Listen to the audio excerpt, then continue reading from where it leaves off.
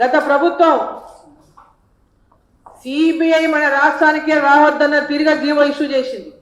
ఎందుకంటే వాళ్ళు చేసినటువంటి అవినీతి పైన ఎలాంటి విచారణలు ఉండకూడదు అని మంచిగా పక్కా పకడ్బందీగా ఈ రాష్ట్రాన్ని దోపిడీ చేయడానికి వాళ్ళు ఆ జీవో తీసుకొచ్చింది.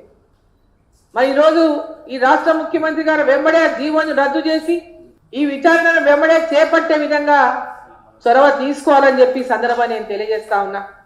వాళ్ళ రాష్ట్ర పరిధిలోనే చేయించాలి.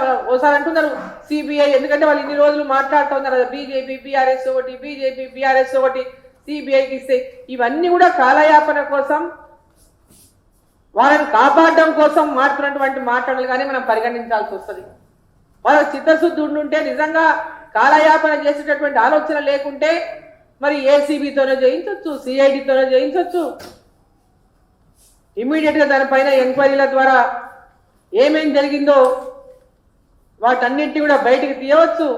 కానీ జ్యుడిషియల్ ఎంక్వైరీ అని కాలయాపన చేసేటటువంటి ఆలోచన ఉన్నట్టుగా ఈరోజు స్పష్టంగా కనిపిస్తా ఉంది ఈ రాష్ట్ర ముఖ్యమంత్రి గారికి.